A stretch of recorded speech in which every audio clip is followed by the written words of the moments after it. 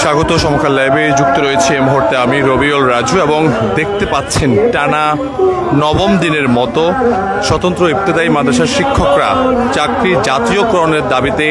তাদের যে অবস্থান সেই অবস্থান তারা এখনো অব্যাহত রেখেছেন। আমরা দেখেছি তারা গত 8 দিন তারা অবস্থান নিয়েছিলেন জাতীয় প্রেস ক্লাবের সামনে এবং গতকাল তারা প্রধান উপদেষ্টার বাসভবনে অভিমুখে একটি যাত্রা করেন এবং তারা একটি স্মারকলিপি যান, কিন্তু ততক্ষণে তাদের উপর পুলিশ জলকামান এবং লাঠিসোঁটা ব্যবহার করেন। পরবর্তীতে তারা গতকাল থেকেই এই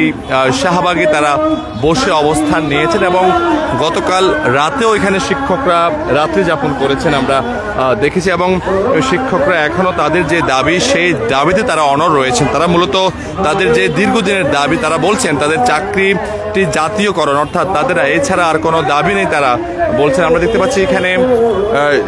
ঢাকা সহ দেশের বিভিন্ন জেলা থেকে মূলত যারা ইবতেদায়ী শিক্ষক রয়েছেন, ইবতেদায়ী মাদ্রাসা শিক্ষক, সে সকল মাদ্রাসা শিক্ষকরা রয়েছেন এবং পুরুষ শিক্ষকের পাশাপাশি আমরা দেখতে পাচ্ছি এখানে যারা নারী শিক্ষক তারাও কিন্তু এখানে আমরা দেখতে পাচ্ছি এবং এই পাশের যে সড়ক সেই সড়কটি কিন্তু একেবারে কাজ বন্ধ রয়েছে। আমরা দেখতে পাচ্ছি একজন শিক্ষক, অর্থাৎ তাদের যে নবম দিন সেই নবম দিনের যে প্লে কার্ড সেটি তারা ধরে রেখেছেন এবং টানা তারা নবম দিনের মতো আজ অবস্থান করছেন এবং এর আগে তারা গত 8 দিন জাতীয় প্রেস ক্লাবের সামনে তারা অবস্থান নিয়েছিলেন এবং গতকাল তারা যখন স্মারকলিপি দেওয়ার জন্য যমুনা যাচ্ছিলেন ঠিক তখনই তাদের উপর পুলিশ এখানে জলকামান ব্যবহার করে এবং লাঠিসোঁটা অর্থাৎ লাঠি চার্জ করেন এবং এই ঘটনায় তাদের বেশ কয়েকজন শিক্ষক আহত হয়েছেন। আমরা দেখতে পাচ্ছি এখনও কিন্তু শিক্ষকরা তাদের যে দাবি অর্থাৎ ইবতেদায়ী মাদ্রাসার শিক্ষকদের চাকরি জাতীয়করণের দাবিতে তারা এখনও অনড় রয়েছে এবং অসংখ্য শিক্ষক তারা কিন্তু এখনও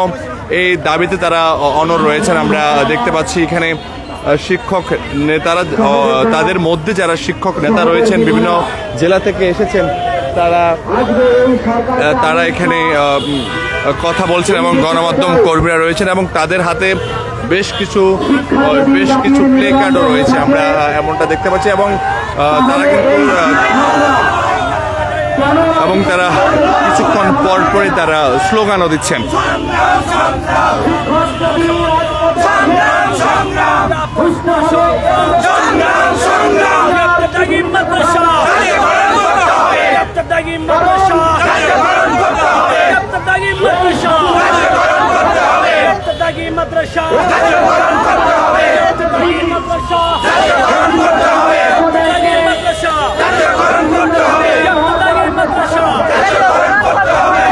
দর্শক আমরা দেখতে পাচ্ছি শিক্ষকরা তারা স্লোগান দিচ্ছেন তাদের যে দাবি সেই দাবির প্রেক্ষিতে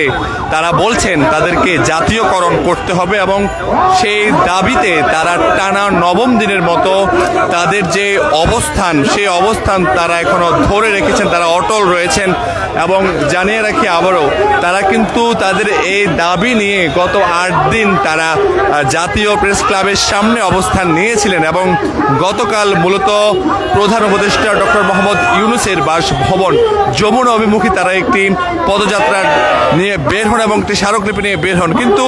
আমরা দেখেছিলাম যখন তাদের এই পদযাত্রাটি শাহবাগ এসেছিল তখনই পুলিশ তাদের উপর জলকামান এবং তাদেরকে লাঠি চার্জ করে তাদের কয়েকজন শিক্ষক আহত হয়েছেন বলে আমরা খবর পেয়েছি এবং এখনও কয়েকজন শিক্ষক এখানে অসুস্থ রয়েছেন যারা মধ্যখানে স্যালাইন দিয়ে রেখেছেন এবং বাকি শিক্ষকরা কিন্তু আমরা এখানে তাদেরকে দেখতে পাচ্ছি। আমরা একটু কথা বলার চেষ্টা করব, একটু কথা বলতে চাই। আপনারা তো দীর্ঘ 9 দিন ধরে এখানে অবস্থান নিয়েছেন, আপনারা কবে নাগাদ অবস্থান ছাড়বেন? আমরা আজকে নবম দিন কর্মসূচি চলছে, যতক্ষণ পর্যন্ত আমাদের দাবি বাস্তবায়ন না হবে, আমাদের জাতীয়করণের ঘোষণা না দিবে ততক্ষণ পর্যন্ত আমরা এই শাহবাগে অবস্থান করবো ইনশাআল্লাহ।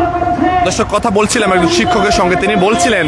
আজকে নবম দিন তারা অতিবাহিত করছেন, যতক্ষণ না পর্যন্ত